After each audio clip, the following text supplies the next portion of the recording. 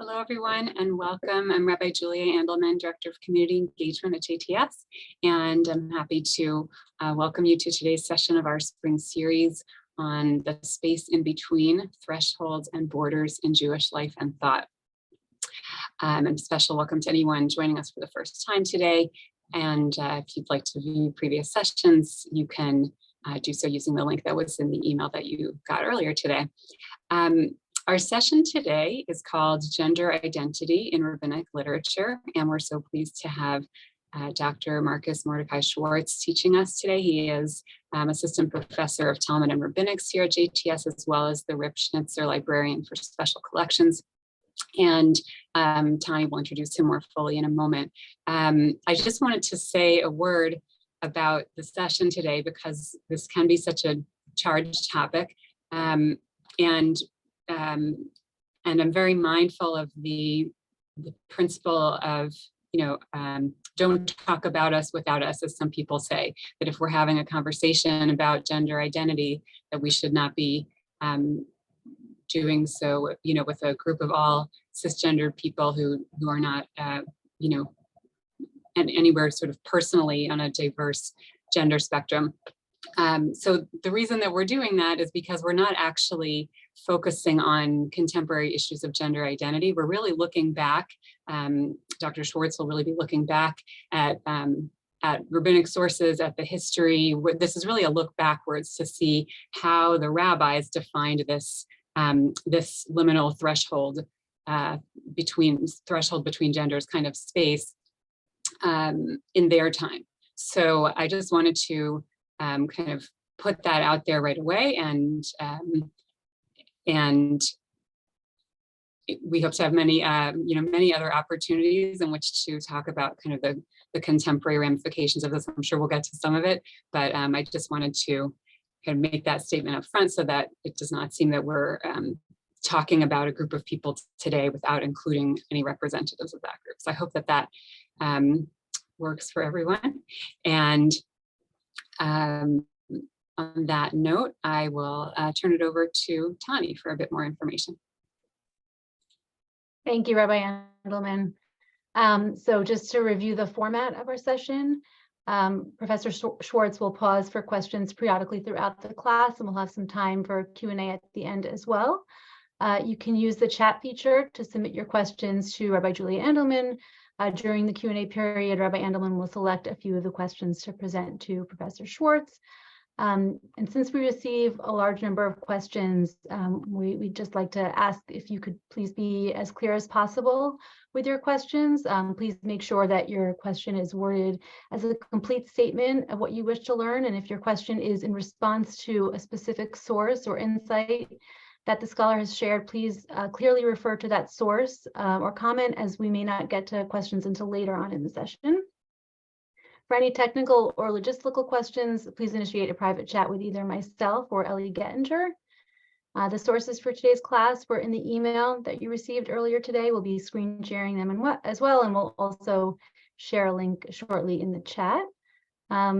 Pleased to introduce Rabbi Mordecai Schwartz, Assistant Professor of Talmud at JTS. He also serves as the Rip Schnitzer Librarian for Special Collections of the Library of JTS, overseeing the largest collection of Hebrew manuscripts in the world. And we're going to be sharing shortly in the chat a full bio. You can see that in the sources as well. I'm going to go ahead and turn it over to Professor Schwartz.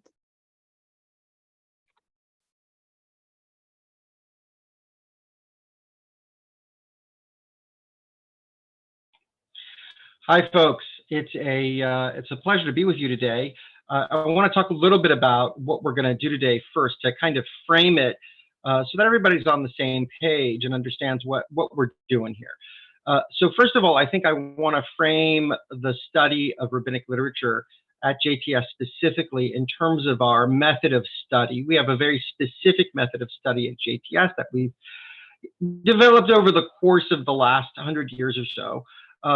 We refer to that sort of method of study generally as rabbinic philology.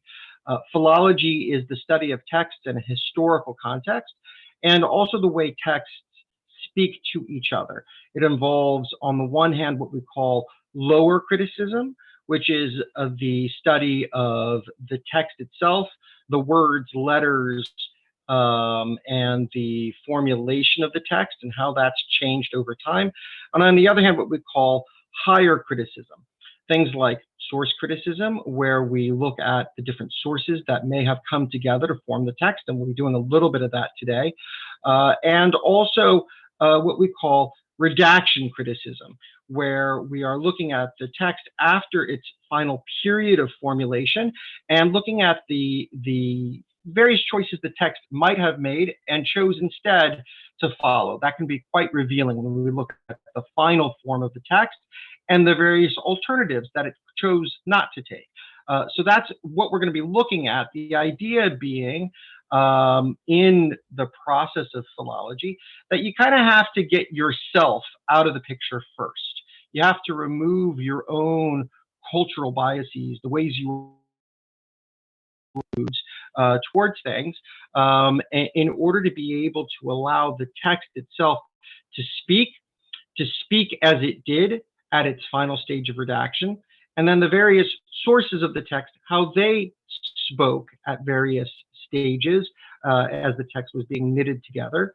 And then in addition, the idea of lower criticism, that the text goes through a period of transmission, and that also is a revealing eye onto the ways that different people in different times and periods thought.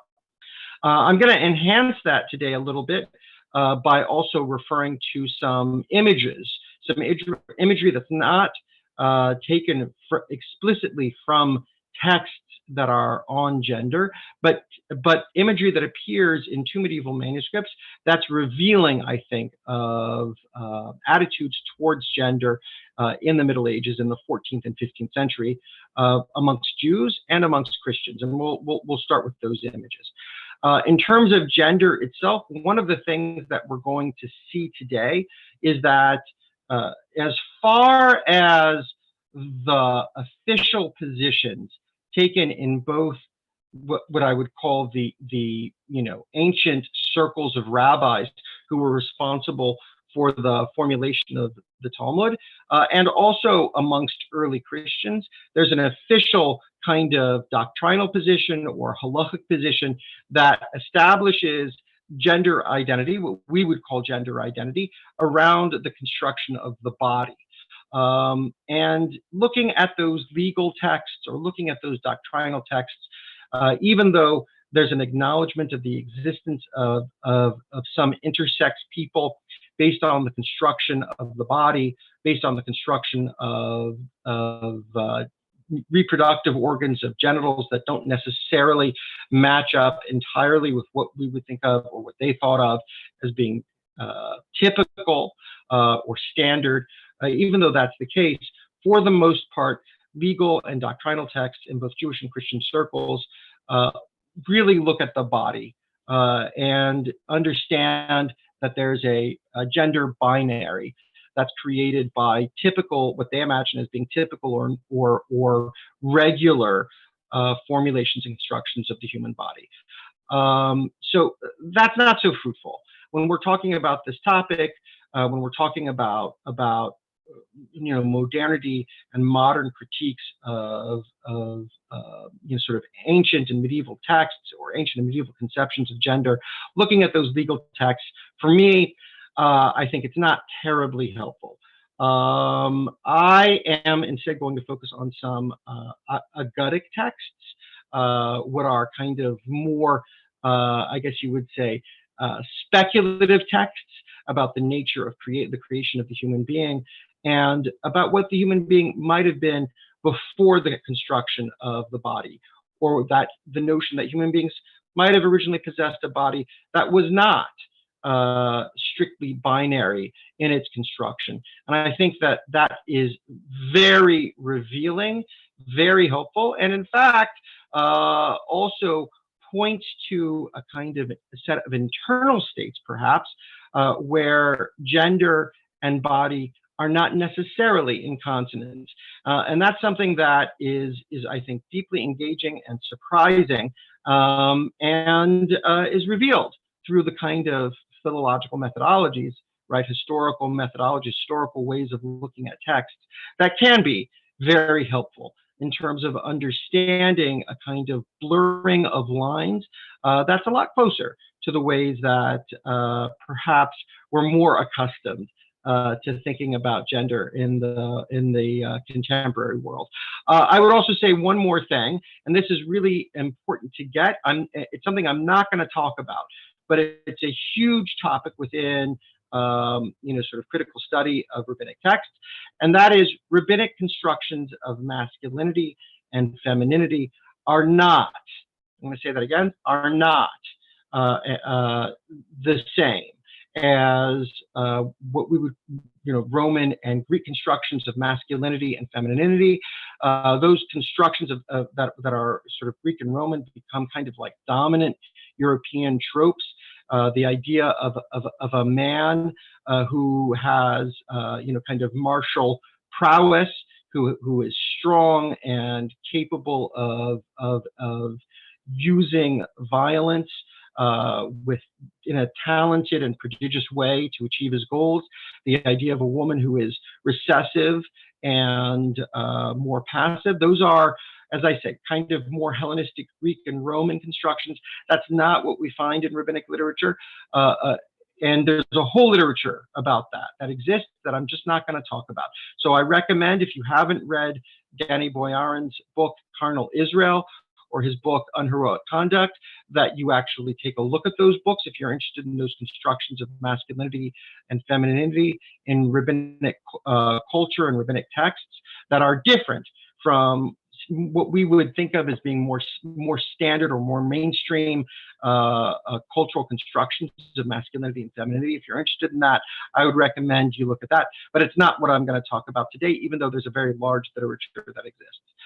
Instead, as I said, what I'm going to talk about is the idea of creation, the creation of the human body, how that process works, and what it reveals about perhaps internal states in human beings in the way that they understand where they are in terms of gender and how gender actually works. Okay, I think what I'm going to do now is, instead of taking questions now, I'm going to plow into these texts. I'm going to share my screen, and I'm going to do that now, and I'm going to start presenting. Let me pull that up there, and what we can do, let's see here. Why is it doing that? Oh, I understand.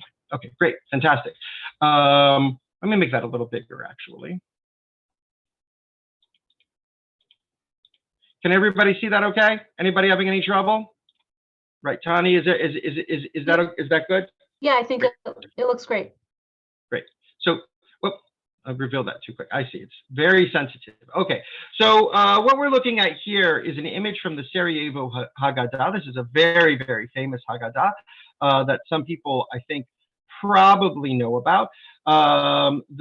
Many of the Spanish Haggadot, there's actually a group of Spanish Haggadot, mostly from the 14th century, that present, prior to the Haggadah, a series of miniatures that begin with the creation of the world and then actually expand past the creation of the world into the rest of kind of biblical history, going up to, through, and then following the Exodus from Egypt. So it's kind of like the whole Tanakh. Sometimes it's the whole Torah that is presented. Here we have in these two panels Adam and Eve, and this is this top panel here, which is what we're looking at, is a really interesting one. What we have here is two images, kind of sequential images. We are moving in the Hebrew direction. In other words, we're moving from right to left in this panel. The first image over on the right-hand side, underneath that starry night, you see Adam and Eve, and you see Eve emerging from Adam's side. This is a depiction, or it seems like it's supposed to be a depiction of what you find in Genesis 2, of Eve being made from Adam's rib.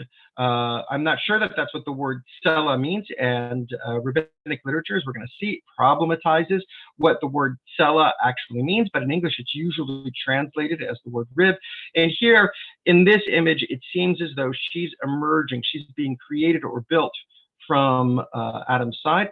As is typical in Jewish texts, there is no depiction of God here.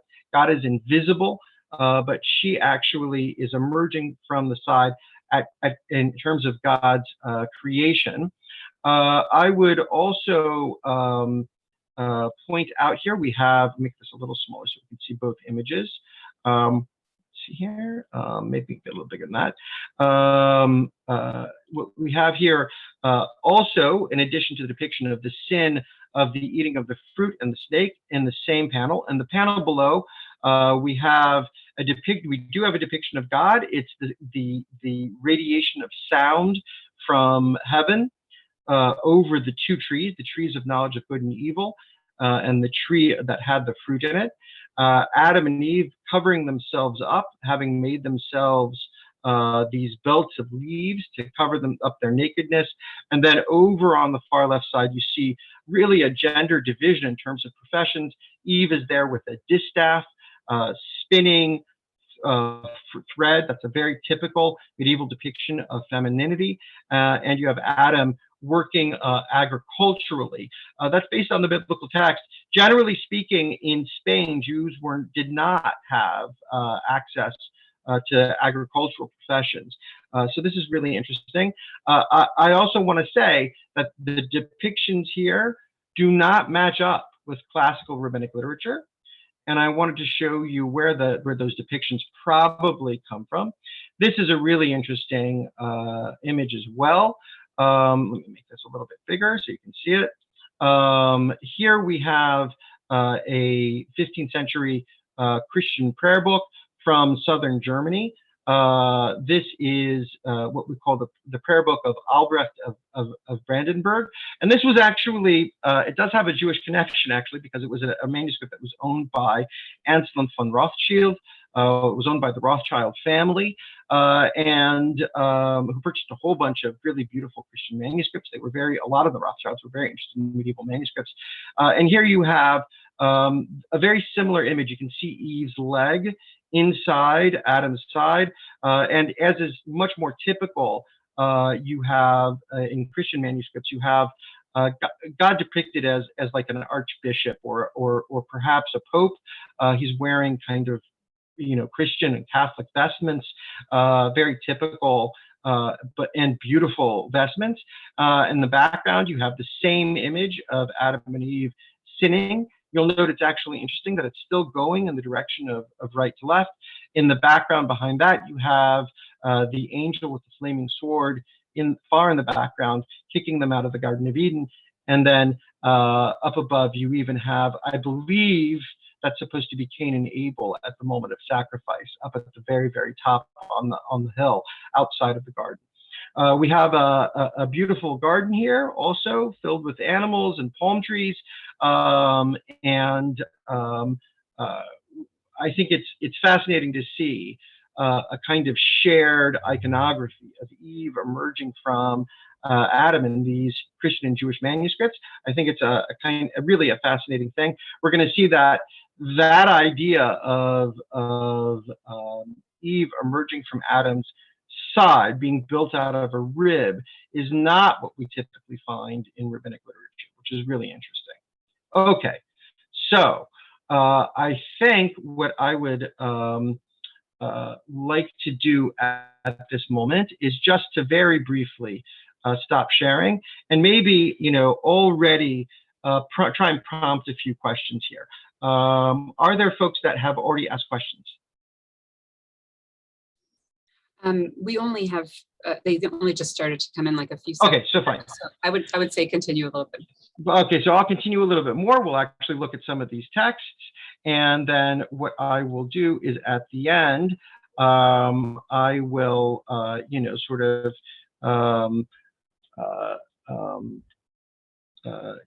pause and try and get some questions about the text. You should also, though, be willing to ask for, questions about these pictures if you're interested. Oops, that was the, I didn't mean to do that. Hold on a second. Let me just go back and do, this is what I want to do. So can everybody see that? Yes. Great. Great. Okay, so fine. So let me just go over there. What's going on here? Okay, here we go. Okay.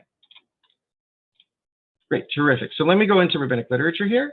We're gonna start out with the book of Psalms here. So this is Psalm 139. If you don't know it, it's a really fantastic psalm. It's very, very worth taking a look at if you haven't looked at it in the past. The notion in this psalm here, especially in the first 16 verses, is that God knows us more intimately than any human being ever could.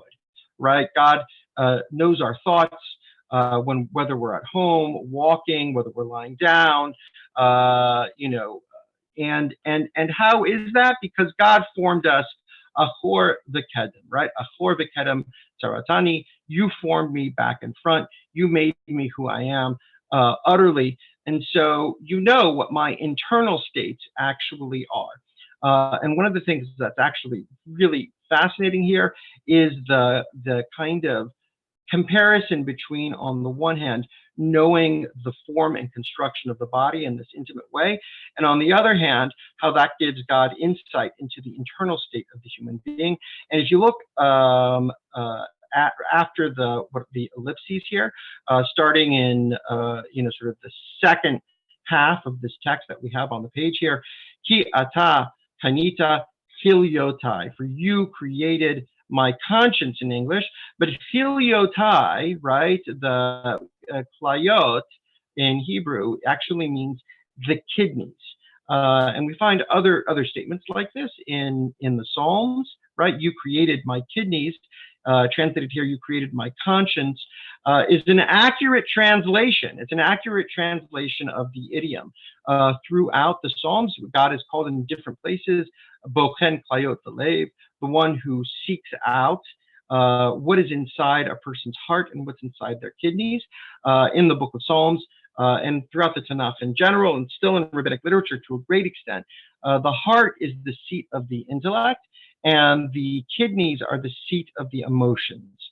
The idea that our internal state, what we would probably call our identity, is formed of our internal organs, is actually meaning that it has there's a physical seat that these internal states actually have inside the human body, is an idea that is not only very common, it's the basic idea. It is that idea that is how they understand what an internal state is.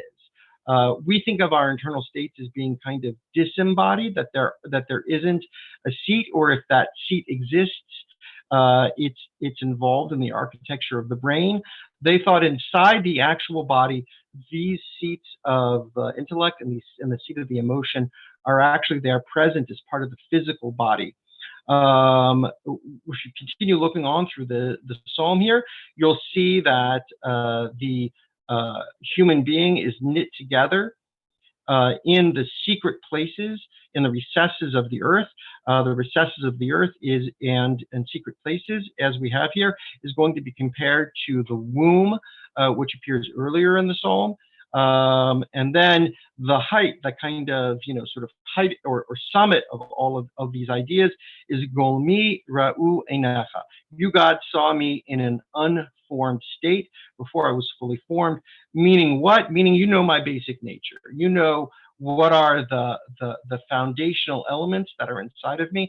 Those foundational elements are referred to here as golem. The word golem, which is the word that's actually used later on in Kabbalistic literature when we're talking practical halakha in terms of the creation of a human being out of clay or some other type of material, which is then invested with the divine name to bring it to life by kind of a Kabbalistic master.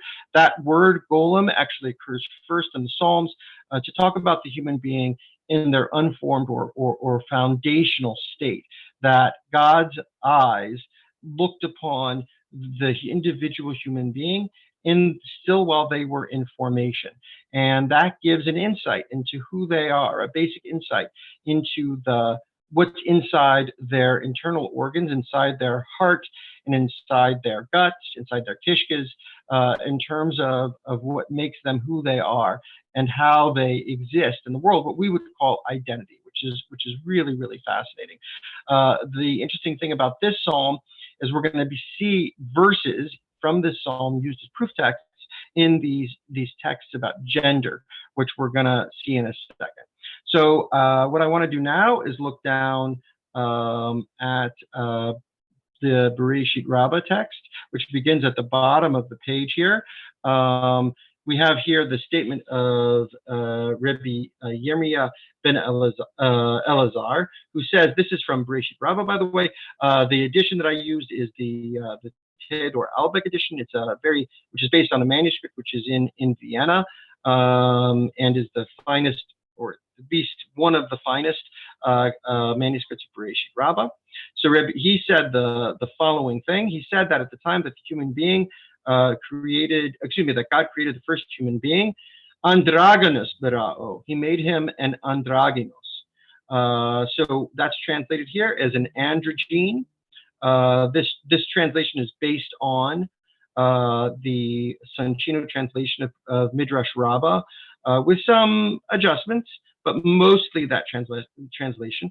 Androgyne is not a common word in English, but the idea here, I believe, based upon what we're about to see, is that he created the initial human being with two different completely formed but different sets, opposing sets of genitals, right? Meaning both the male reproductive organs and the female reproductive organs. And his proof text, Yirmiyah ben Elazar's proof text is Zachar unikeva bera'am, right? Based on Genesis 5 verse 2, or Genesis 5 verse 2, that God created the human being male and female. Meaning what? Meaning with both sets of genitals.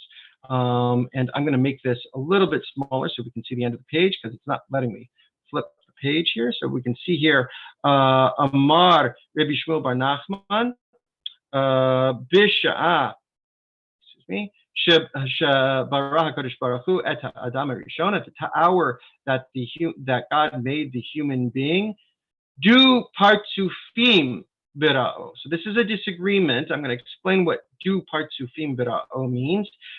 Even people who understand Hebrew might have difficulty with this phrase, because du partsufim is not actually a Hebrew word.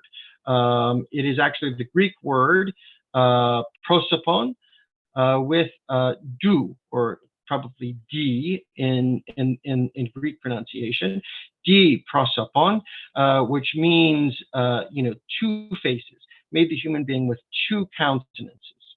What does that mean? Well, we're going to see that it's more than just a head with two faces in just a second, because it's going to include a creature who's standing kind of back to back, attached at the back. The idea here, I think, is that there are two complete bodies, a male body and a female body, with 4 arms and 4 legs, 2 sets of genitals, 2 faces, and that's how when we talk about the disagreement between Rabbi Yirmiyah ben Elazar and Shmuel bar Nachman, we're going to understand the disagreement. The disagreement is going to be whether the human being was created as a single body with 2 arms, 2 legs, and 1 face, but with 2 sets of complete genitalia, or if the human being was created with kind of 2 bodies scrunched together at the back, 1 female and 1 male, attached, making a single body with 2 faces, 4 arms, 4 legs, and 2 sets of genitalia. So fine. So what does God do?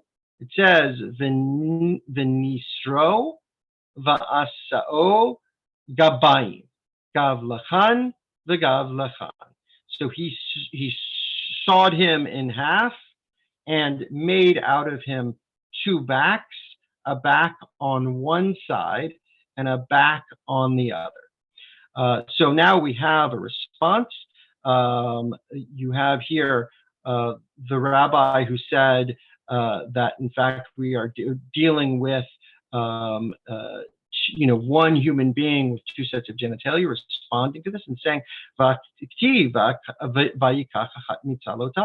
he says, wait a second, doesn't it say he took one of his ribs? In other words, he's taking some part of that initial human being and building it into the woman. So what's the response? The response of the one who says that the human being was made of two almost completely formed bodies that were then separated. Amar lahon mitrain sitrohi. He says no. He took apart his two sides, as it says. And now this is a proof text from Shemot. Uletzela hamishkan. It says in Shemot using that same word which is used in the word for rib, which is tsela. It's used about the Mishkan and describing the desert sanctuary, an entire side, right? In other words, not just a wall, but the whole half of the Mishkan is called Tsela HaMishkan. In other words, you have the side of the Mishkan on one side and the side of the Mishkan on the other. Those entire halves are referred to with the word Tsela. And he says, as proof text, he brings the Aramaic translation, Umatargaminan Listar Mishkana. In the Aramaic translation, it says the side of the Mishkan. In other words, it's not just that God takes the rib, but God takes the entire side of the human being, and then sort of seals up the back. There's a little bit of surgery, and that's actually what's going on here. So now into the next piece here, we have another rabbi who's Tanhuma, Rabbi Tanhuma in the name of Rabbi Benaiah, ultimately going back to Rabbi Elazar. He says at the time when God created that first person, Golem Barao, he made him a partial human being, right? A partially created human being. Right? He was lying kind of in I guess you would say in a semi-liquid form, filling up the whole world from its beginning to its end. Hadahu diftiv gomi ra'u enecha. As we saw before, the proof text that comes from Psalm 139, your eyes saw me in an unformed state. Here we're not talking about the individual in the womb, but instead this verse is being marshaled, I guess you would say, or mustered into service in order to show that the initial human being was not, as these other two rabbis describe, partially male and partially female, meaning having those genitals or having an entire side, but instead was unformed in kind of a tohu vavohu state, right? A state of chaotic mixture, out of which then male and female eventually were in fact taken. And the last paragraph here in Bereshit Rabbah is this idea that God takes maybe from the east to form one, from the west to form the other, that they were lying from east to west, and God took those two parts and then formed one part into the human being that was male and one part into the human being that was female. The proof text for that is Ahor v'kedem tzaratani. You formed me from front and back. Kedem, very clever here. Kedem can not only mean front, it can also mean east, because the ancient maps all had east at the top, going back to the east, the ancient east. And so the idea was that when you were facing east, you were facing front, and so front and east came to mean the same thing. So I'm going to stop sharing now. I think that's a good place for the moment to stop, right? You agree with me, Julia? Good place to stop here, and we can now ask questions, right? Okay, great. Yes. and I already can't keep up. So can we go back to the images, actually? Yes. Some questions came in afterwards. So a few people commented on the women in the images looking either pregnant or rotund, as one person put it. Right. Could you Fertile. just verify that?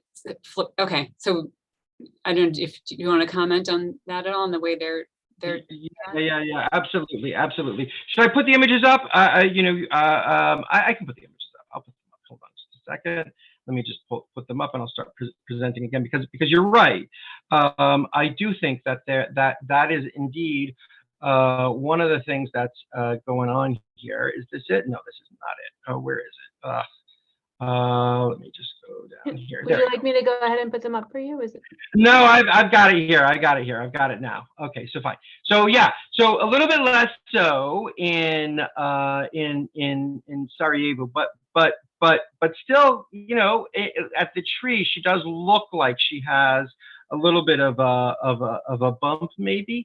But certainly in the Albrecht parable, right, you can really see this belly that to me looks pregnant. Other Christian images of Eve, they always have her as looking pregnant. I think there are multiple things going on. One of the things that's going on here is that it's an image of fertility. As simple as that. That in fact, what you're dealing with when you have a depiction of Eve is she's the mother of all life, so they wanted to depict her as a mother. And the easiest way of doing that is to have a kind of pregnant Eve. Does that mean that she's pregnant in the garden? That wouldn't be a problem for rabbinic sources, because rabbinic sources imagine very typically that they had relations, that Adam and Eve had conjugal relations in the garden.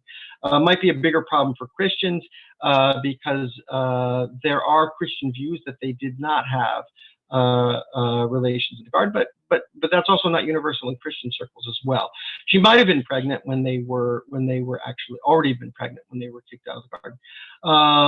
I think it has more to do ultimately with iconography, though. An important thing to get, that in these medieval manuscripts, oftentimes what's being depicted is not kind of a realistic, what we would call a social realistic kind of depiction, a story in which we're seeing events occur in an order, but instead a set of attitudes that's being described through the iconography of the images. So that's what I would say. Okay. Thank you. I definitely have questions on the text, but one more image question. Sure. So someone pointed out that in the third image, you could think of Adam as giving birth, in the sense that there is a human emerging from him, which I hadn't even, it looked to me like, when I glanced at it, I was like, oh, one's behind the other, but that's not actually what's happening at all. Right. So if you're talking about the image in the Sarajevo Haggadah, then yeah, I think it's a lot easier to talk about, right, the idea of Eve being birthed from Adam's side. God does not appear as a character in that image. If you're talking about the Albrecht parable, I think it's a lot harder to say that, because to me it looks like God is, almost with the way the hand is there, almost kind of like casting a spell, drawing Eve out of Adam, which is how the biblical text kind of reads, that he takes one of Adam's sides and builds her out of the tela, right, out of the rib, if you want to use that word. It's not entirely clear to me what the emergence ultimately is about. It does appear as a kind of emergence. Is that a kind of mixing of gender elements? I don't know that that's a mixing of gender elements. I think the iconography developed in order to sort of depict the rib. I suspect it starts in Christian circles and then moves into Jewish circles, because as we're going to see, the rabbinic texts don't really talk about it in that way, even though the biblical text might be might be talking about that way. I actually am partial, just want to say, I am partial to the idea that the word Sela might not mean rib, that it might mean something else, and that in fact what Genesis 2 might really be depicting is the creation of two individuals from a single rooted or combined individual. And is it possible that it means the more typically Christian way of understanding Genesis 2? It's possible. Of course it's possible. That's how, in what dominant Western culture, right, meaning not rabbinic culture, but dominant Western culture, and you see depictions of Adam and Eve, that's how people think of it. So, okay. Yeah, it's definitely not how I imagined things as a child. I guess I never stopped to think about how do I imagine this, but I suppose what I've imagined is a rib being removed.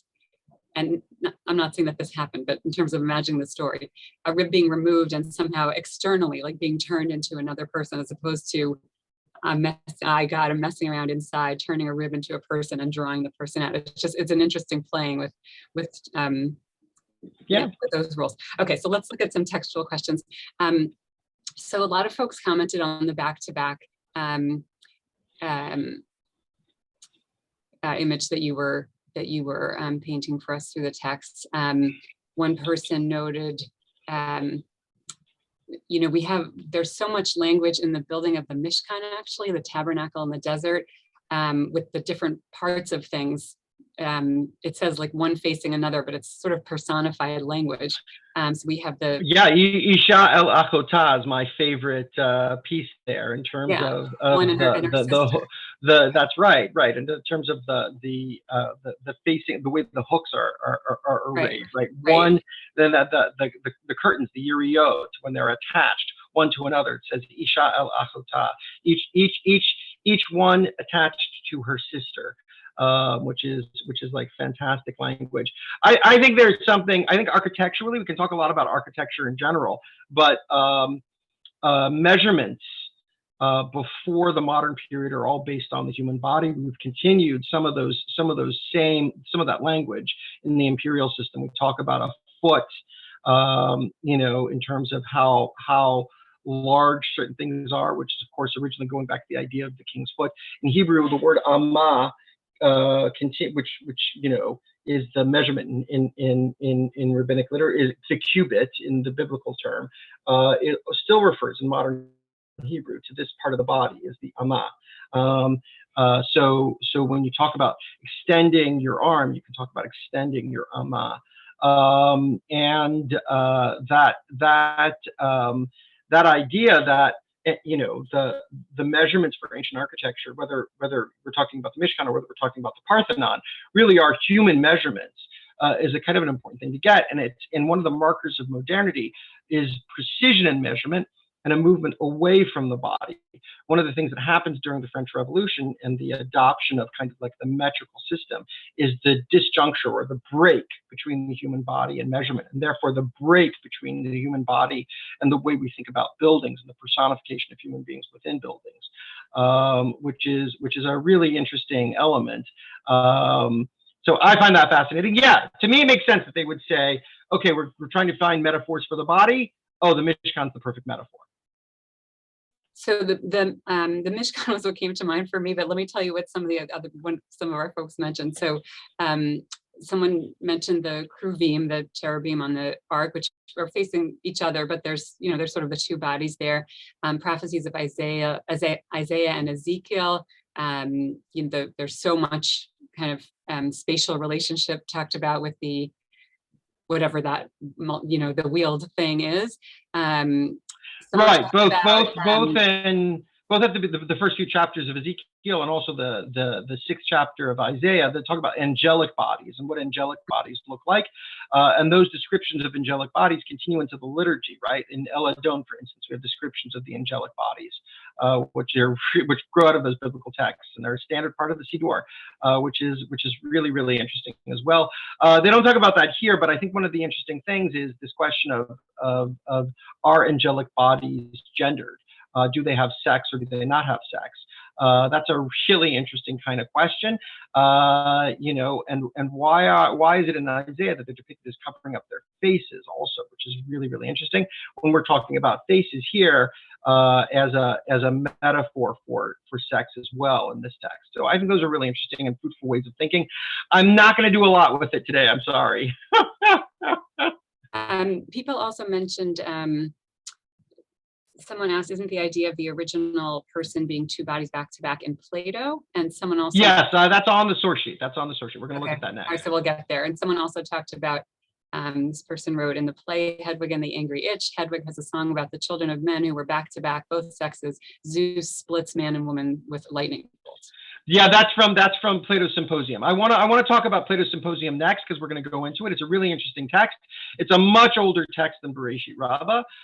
It's about 350 years older, or maybe even older than that, actually, if I'm thinking, because axial age is really what we're kind of talking about. The text here it's actually good. We're near Pesach. I brought the Sarajevo Haggadah, and I can also talk about Symposium in terms of the Pesach Seder. Baruch Boxer, who was a faculty member, he died very young, but he was a faculty member here at JTS. He wrote a book on called The Origins of the Seder, The Origins of the Passover Seder, I think is actually what it's called. And he makes the claim that the Passover Seder is based on this form of the Greek Symposium, which was a philosophical meal where you would drink multiple cups of wine, and there would be a topic of discussion, right? So in the case of the Seder, that topic seems to be freedom, right? That's the topic. We're going to talk about freedom in kind of a philosophical way. In the Plato's Symposium, where he depicts one of these philosophical meals with Socrates kind of being a participant in this meal. There's a framing story where two individuals, two cultured men meet, and one of them says to the other, I was at the symposium last night where Socrates was there, and there were all sorts of other figures were there who were fantastic. It was a fantastic symposium. They talked about love. They talked about, but not agape, right? Not kind of like, sort of, the love that one person has for another in an altruistic way, but eros, right? The love, like sexual love. What's sexual love actually about? And sexual love is a destabilizing force if you're trying to create a moderate kind of examined life. And so they're trying to understand what the purpose of erotic love actually is. One of the participants in the symposium is Aristophanes. And Aristophanes is actually a comedian. He writes comedies. And so this is supposed to be funny. The question is, like, it's very easy to understand that he's trying to be funny. And it's also very easy to understand that Socrates, when he speaks, he's trying to be serious. The hard thing to tell is how funny, Aristophanes is trying to be while simultaneously being serious. In other words, comedians are not just trying to be funny often. I always think of George Carlin, who had a very specific kind of, or Lenny Bruce, or what was his name? The political comedian, Mort. I can't remember his name at the moment. I'm sorry, I'm blocking it. But the idea is that there's a seriousness to this as well, where on the one hand, Aristophanes is being very funny. Mort Saul, that's it exactly. That's it, Mort Saul. Trying to be funny, but there's also a seriousness that's involved here. And in this description, you see a great deal of what we see in Bereshit Rabbah as well. So let me see if I can share that now. And we can look a little bit at this text, except that I've minimized it. So let me put this down here and pull this back up. And then share. To remember not to do that in the future. Let's go ahead here, sharing the screen. And you should be able to see it now, right? And let me go over there. Okay, great. So let's go down here and we'll, where is it here? There we go. Great.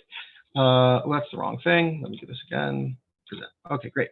Fantastic. And let me make this a little bit bigger so that people can kind of see what we're looking at here. And here I can just go big. So he says that he starts off by saying that the two sexes were not two as they are now, but originally they were three in number. There was the man, there was the woman, and then there was the union of the two, right? Okay, so now it's important to note here that what he's describing in terms of these originally created human beings is not a man with two arms and two legs, or a woman with two arms and two legs, and then a creature that has 4 arms and 4 legs, which is a union of man and woman at the back. But instead, all 3 of these creatures have 4 arms and 4 legs and 2 sets of genitals. It's just you have men, men, women, women, and men, women, and those are the 3 sexes. The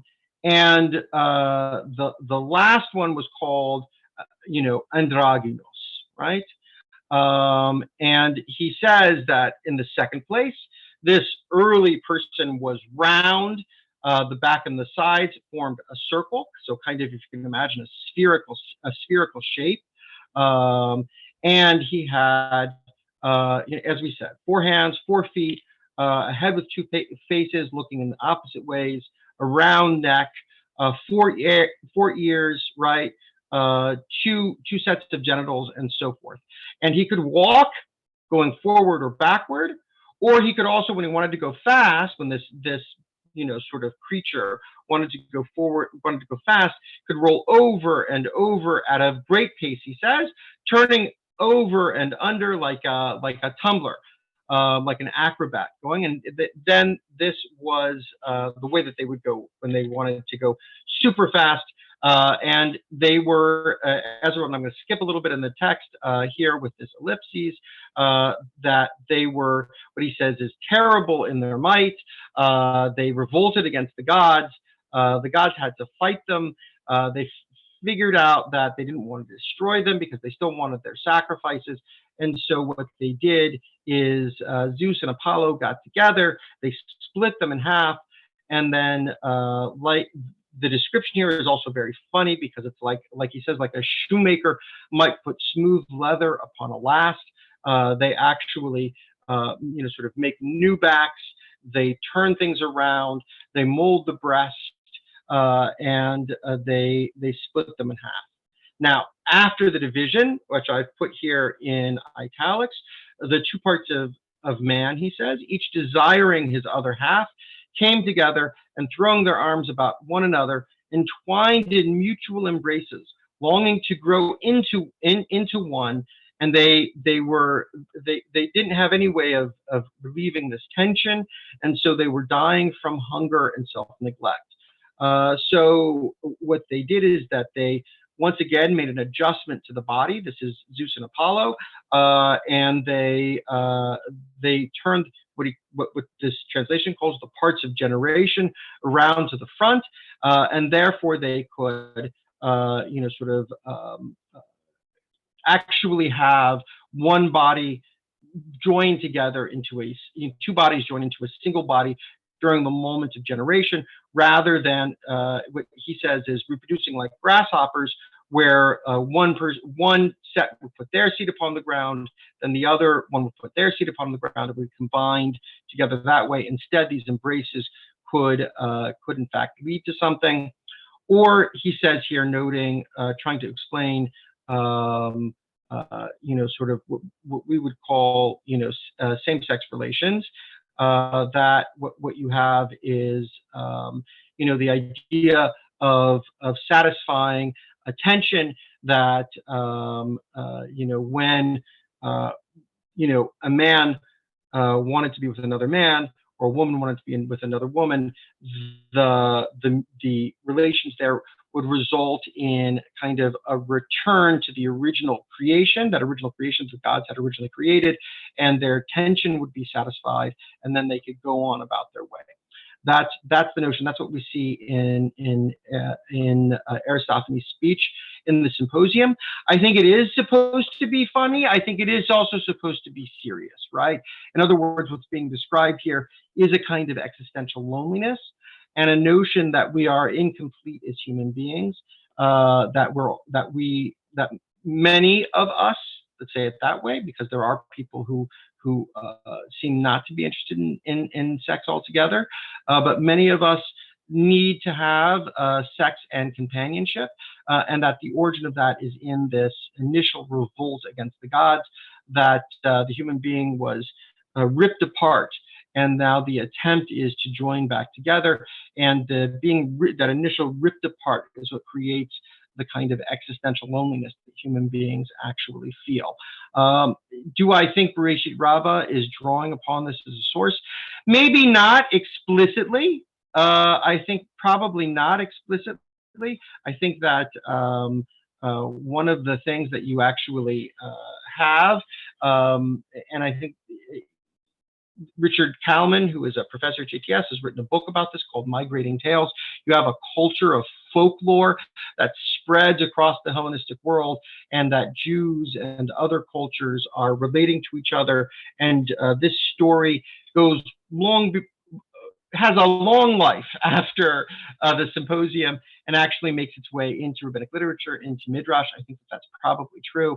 At the same time, I think that there are also internal origins in Genesis as well, in Bereshit as well, in Genesis 2, where you actually I do think you have the potential for Pshat actually really to be here, that the human being is kind of split apart in order to create the male and the female.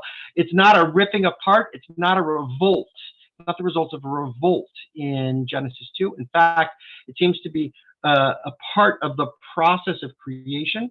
The revolt, which comes as the result of the eating of the fruit of transgression, is punished in a different way, and that's with the creation of work. Work is a punishment, and Shabbat is a relief from work. That seems to be about for Jews, the punishment that actually has resulted from the divine revolt is not sex, but is revolt. Whereas in Aristophanes' speech, the punishment for I guess you would say, for the revolt against the gods is gender difference or something like that.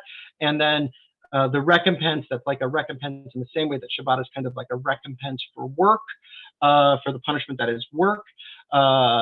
Sex is kind of a recompense for the creation of gender identity. It's a consolation as a way of dealing with that kind of like punishing element, something like that from the gods, which is really interesting. You'll also note here that in rabbinic literature, because it grows straight out of biblical literature, the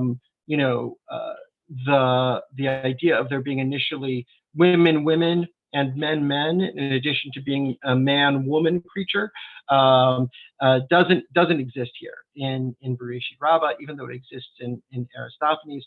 Why is that? I think that there is a building on the procreative imperative that you actually find in the Torah itself, but also a kind of anti-Hellenistic drive. One of the features that you find in rabbinic literature is a kind of antipathy towards same-sex relations. I think our view of how same-sex relations work today is probably quite different, really quite different in a lot of different ways. I wouldn't say probably is, quite different in a lot of very different ways from either the Hellenistic view of same-sex relations or the rabbinic view of same-sex relations. And so I'm gonna stop there. I'm gonna leave it at that, and I'm gonna pause to see if people want some questions before I deal with these last two texts. Thank you.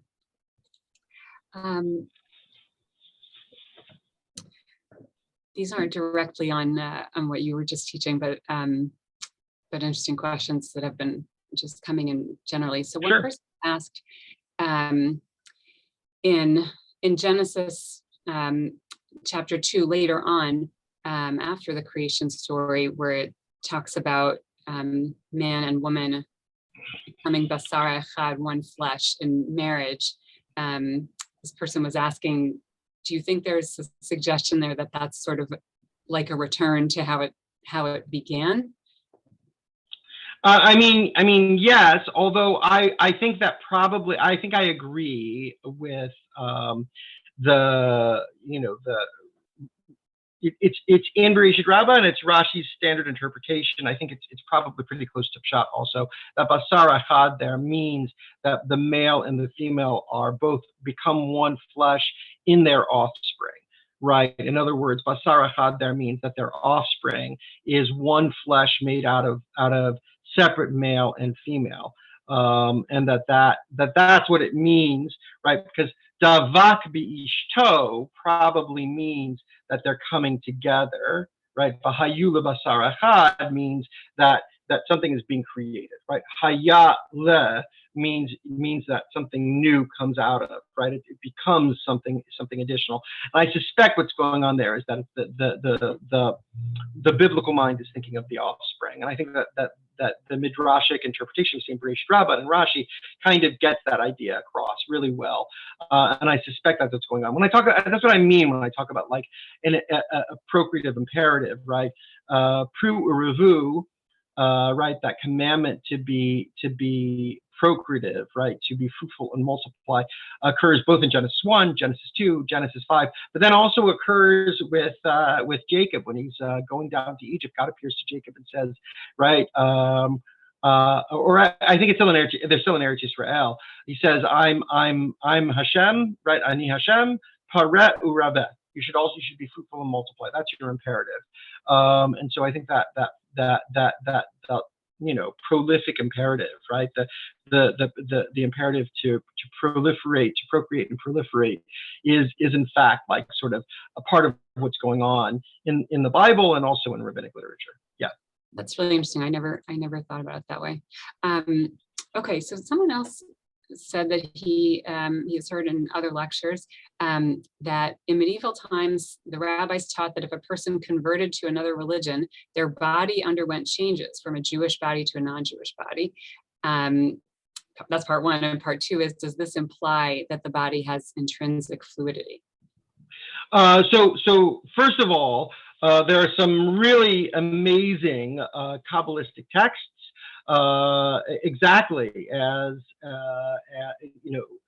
as whoever asked the question asked about it. It's absolutely correct, right? Like one of the things that's going on in terms of the internal organs of the body and its external appearance as well is that it absolutely is fluid. There is a kind of fluidity to the body that on the one hand is about, right, the particular community, right? Remember, in medieval times, the kinds of choices that we have to join one community or another are not the same set of choices that we have today. Today, there's a great deal of freedom, but if a person, for instance, who was a Jew converted to Christianity in Spain, even after the expulsion, there would still be blood laws that the Christian community would hold against them. They would still be considered to be a Jew in terms of their body.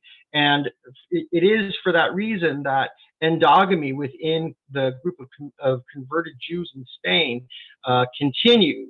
The same thing's true on the Jewish side in terms of some really interesting Kabbalistic texts about the Jewish body and conversion from Judaism into Christianity affecting the form of the body, even things up to and including bad breath, which are really, really, really, really fascinating kinds of pieces. I would also say that to some degree, that's the way that circumcision is understood, right? Like that's about the taking on of a Jewish body, of making a tikkun that actually alters the body so that it becomes kind of a Jewish body, a male body, which is a really fascinating kind of distinction as well.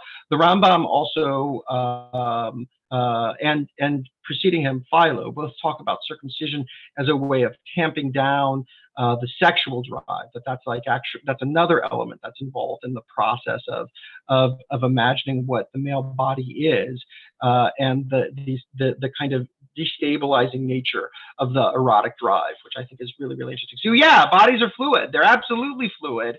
And the fluidity of the body that we get in the third element in Bereshit Rabbah, which we don't see in Aristophanes, which I think is a unique rabbinic notion, right? The recapitulation of this idea of tohu vavohu, or of a pre-existing kind of chaotic body that's kind of like an amorphous mass, from which male and female is taken, and almost it sounds like the way that you set up, maaser, where you say, put all your produce in one pile and you say, the stuff on the north is my maaser rishon, is my first tithe, the stuff on the south is my maaser sheni, whatever it is, right? The text in Bereshit Rabbah seems to be implying the stuff on the east and the west, well, men are east and women are west, right?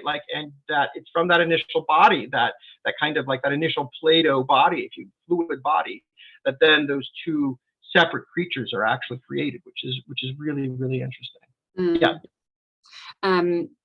I'll just mention a just really cool midrash that someone shared, and then maybe I know we're running low on time, so maybe you want to continue with your sources. But yeah, I do. I totally do. Yeah. Someone shared a midrash that I didn't remember hearing, that that there could be both that there could be a female soul and a male body, and there's a midrash about the akedah, the binding of Isaac, that when the point of the knife touches Isaac, that his female soul flees, and then the soul that comes back is male, which is why he could then go on and be married and have children. Anyway, it's just that was about that idea of the male and female. So that idea is already, I believe, in the Sefer HaBahir.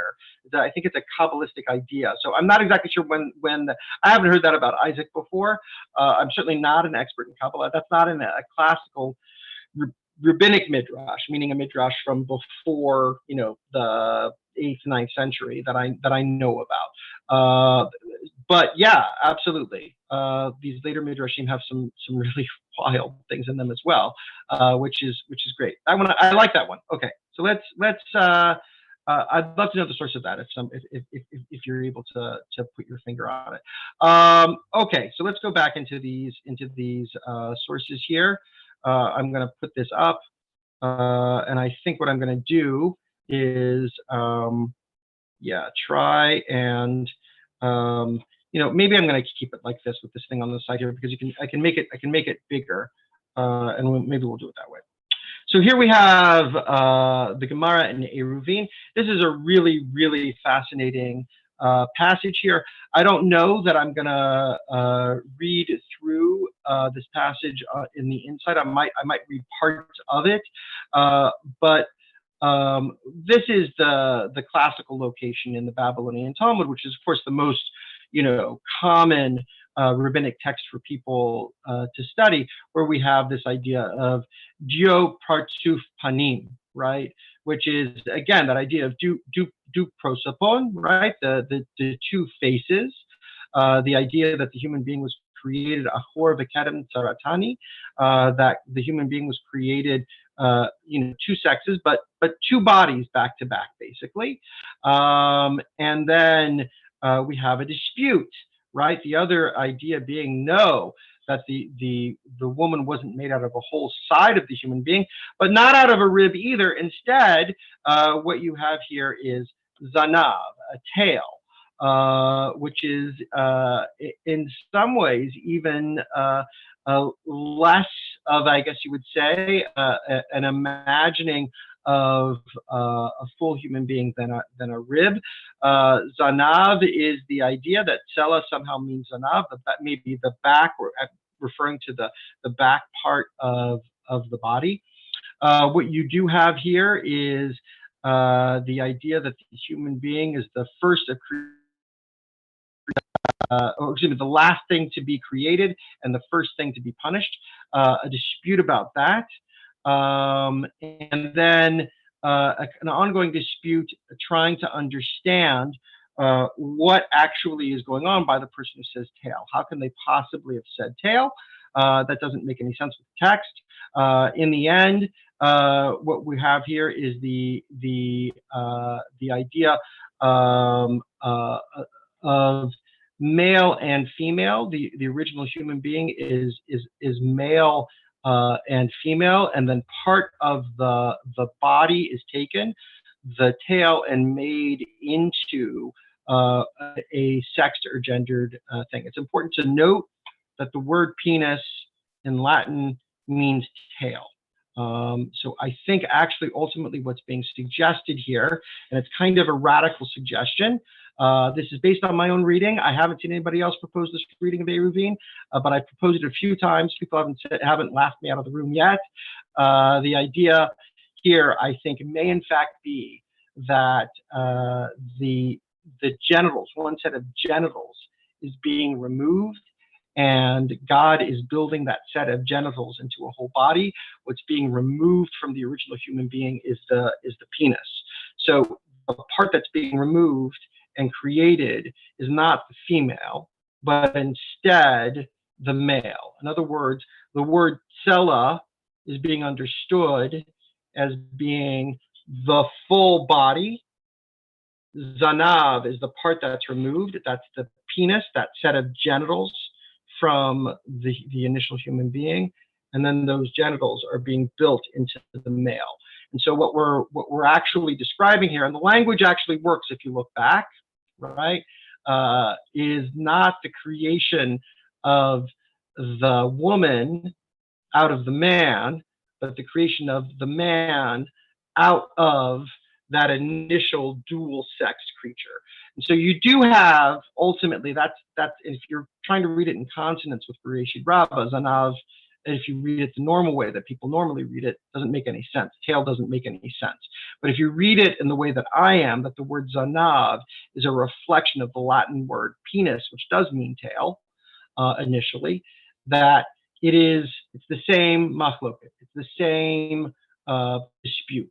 It's a dispute about whether you have a human being who's got two full sides, and then is split into two full bodies, and the back's sealed up, or alternatively, you have a human being who's created with two sets of genitals, and part of that human being is removed in order to create the two ultimate bodies, one which is male and one which is female. Really kind of a fascinating possibility, not necessarily what the text is saying. I want to be clear about that. This is my own interpretation of Eruvin. I've said it before. I've said it in other contexts. Haven't yet written it up, but I think that that's a real possibility in terms of what's going on here.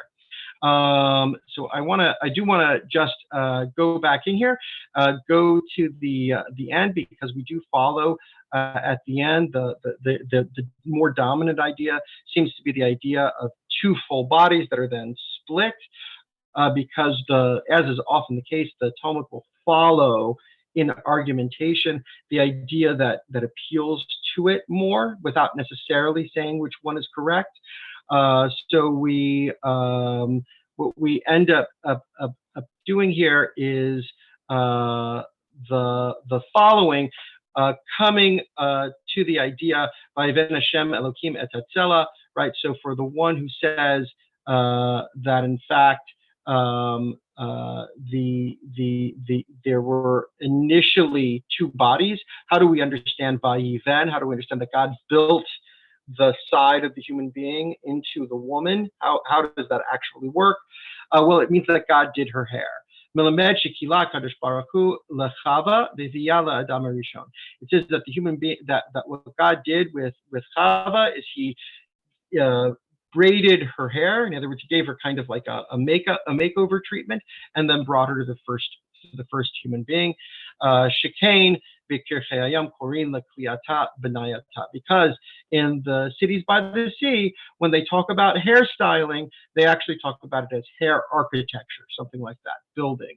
So the idea being that what does Vayiven mean? It doesn't mean the creation of a whole new body, because the human being was split in half. Those two bodies already existed, and just the flesh was closed. Instead, it means that God made Chava up, that God is functioning as kind of like the first hairstylist, prior to the wedding of Adam and Eve, something like that. Which is a really interesting idea as well, especially in terms of if you think about sort of the gender of God.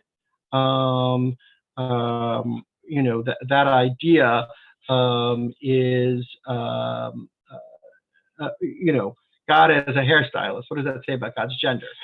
Which is a really interesting piece, because as you know, hairstylists of people who work with hair, number one, in the ancient world, it was kind of a lower status profession, and it was, generally speaking, women braided other women's hair. They did not have men who worked braiding women's hair, which is actually really interesting as well. Okay, I'm going to stop there for a second before we go into the last piece, which is the wedding piece.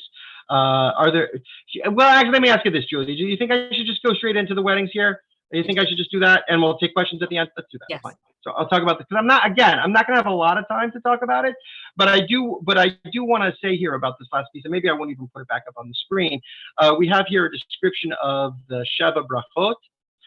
One of the interesting things about the Sheva Brachot is it doesn't have an easy liturgical form. It has a very complex liturgical form. The Sheva Brachot are the weddings called Birkat Chatanim in classical Rabbinic Hebrew. It is these are the blessings that are recited at the Nisuin stage of the wedding, at the marriage stage, not the betrothal stage, but the marriage stage of the Jewish wedding.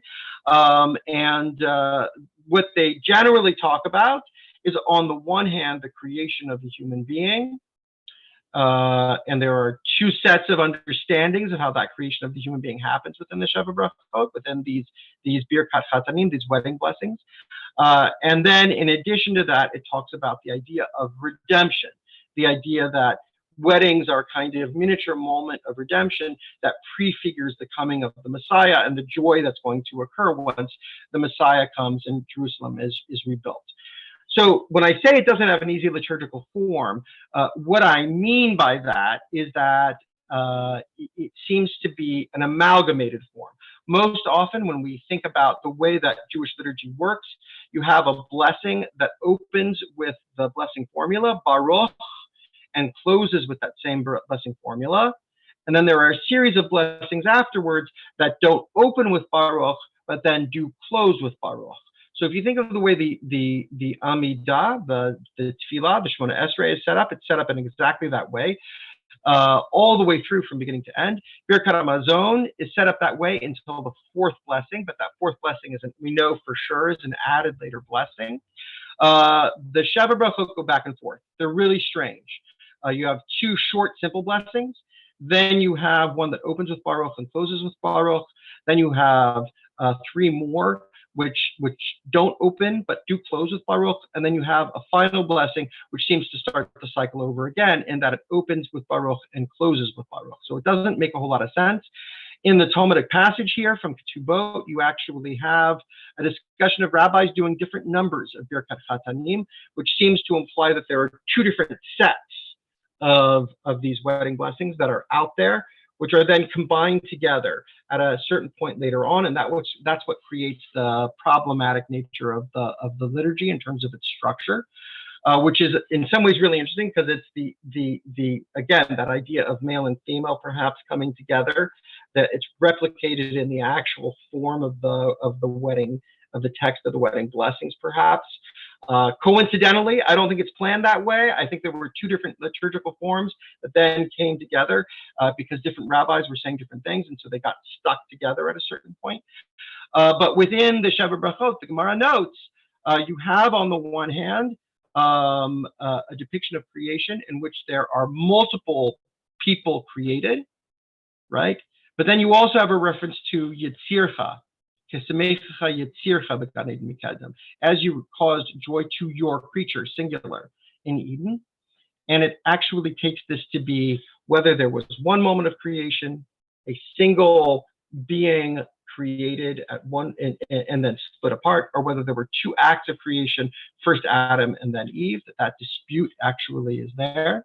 And it's the last text, by the way, this is the last text on the source sheet. The the idea is that the Sheva Brachot themselves, our wedding blessings, preserve the kind of strangeness about gender origins that we have here. The concluding thing that I'm going to say here about all of these texts, which are fascinating texts, is that you have, I think, three different ideas within rabbinic literature that are all linked to constructions, the construction of the initial body. There's a very solid kind of binary idea that there's a man who's created, and then there's a woman who's created from that man, right? I think that idea in Gemara and Eruvin may be the opposite. There's a single human being who's created, and the man is created by being separated from that body, and the woman is left afterwards, right? The leavings of that are woman, right? That I think is what's going on in the Gemara in Eruvin. Then there's a second idea, which is that the initial human being, the initial body of the human being, right, is made as one thing, made as a combined dual gender creation, which is then separated and is now trying to get back together. I think that that's what's in Bereshit Rabbah. I think that that's also probably what's being discussed in the Gemara in Ketubot when it discusses the Sheva Brachot. I think that's going on there. Does it have influence from Aristophanes' speech in Plato? It absolutely does. Absolutely it does.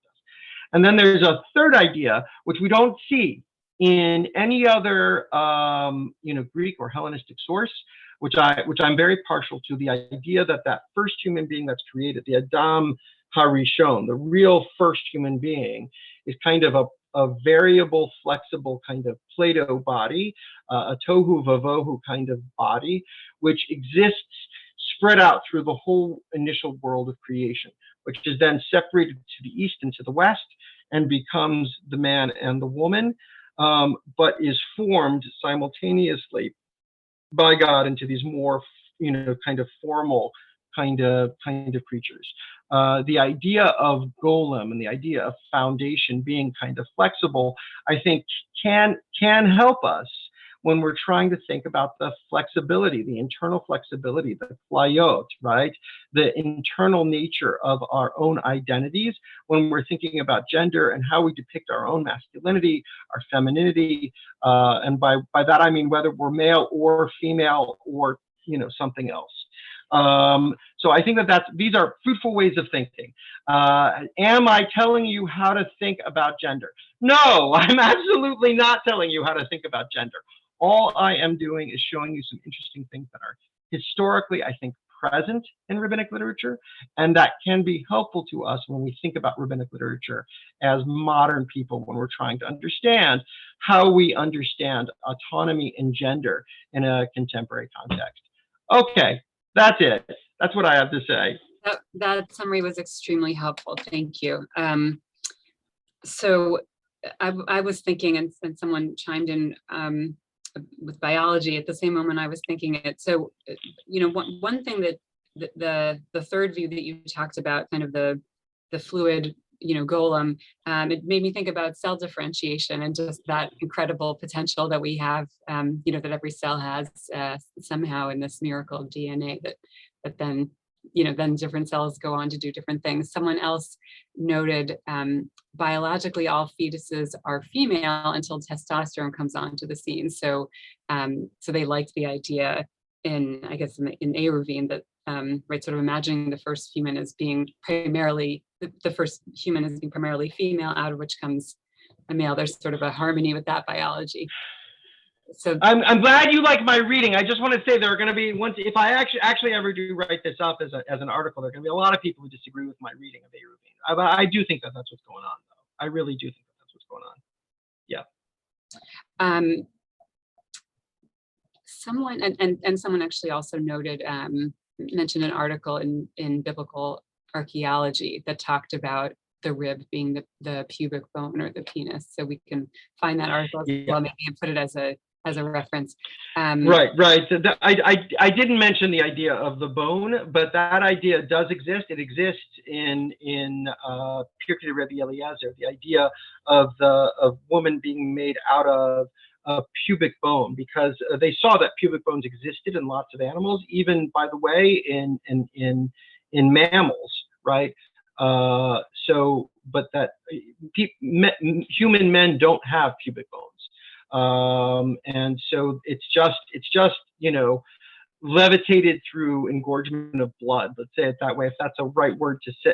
Levitate is the right word to use. But but there's no pubic bone. So the question is, like, what happened to the pubic bone in a human being? And so that's a kind of like, almost like a kind of just so story of why the human being doesn't have a pubic bone. Yeah, which is like really interesting. Yeah. That's okay. And we're getting some disagreement about the fetuses and testosterone, so I'm going to leave that. I have to say, I do want to say, science is a marker of modernity, meaning precise measurement is a marker of modernity. Empirical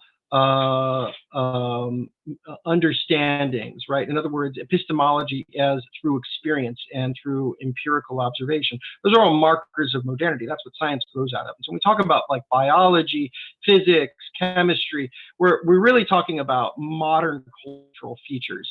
And what does that mean? Does that mean we can't compare and contrast? Absolutely, we can. But you have to be very, very careful to understand that these texts are never talking in biological terms, never talking in what we would call kind of scientific physical terms about, or their notion of nature is almost non-existent. Right. It's all divine. Everything is kind of like divinely determined. Yeah, I mean, their conception of biology were. Right. I think even to use the word biology is. I was thinking about cell differentiation, not as a, oh, look, here's cell differentiation, what they're talking about, but more as it was kind of a helpful way for me to conceptualize this fluid golem spreading out. Right. It's sort of I just want to say it's a fascinating thing. So number one, I understand why we kind of have to think in scientific terms, because we're moderns. Like, I get that, right? That's what I mean when I talk about a little bit about like obliteration of the self. Like, how do you escape your cultural ghetto? I would also say, like, meaning your temporal cultural ghetto. I would also say the word cell itself, you understand, it has a Christian origin. It has an explicitly Christian origin in that Mendel was a monk and he used the word cell because he was living in a cell as a monk. And so the whole notion of like the nucleus in the cell being like a little monk who's isolated from the other cells, that's like a cultural critique of the way that biology developed. And we might want to rethink a little bit of, the language that we use, not necessarily to abandon empirical, evidence as our epistemology or the understanding of nature, as opposed to supernatural explanations for why things happen in the world. Like I'm there too, believe me. But in terms of our understanding of like, what are the metaphors we use when we're trying, or the analogies that we're trying to use when we're trying to understand? And I know we're trying to desperately grasp onto something to understand what's going on in rabbinic literature. We might not want to use those specific analogies, though. That's my point. Right.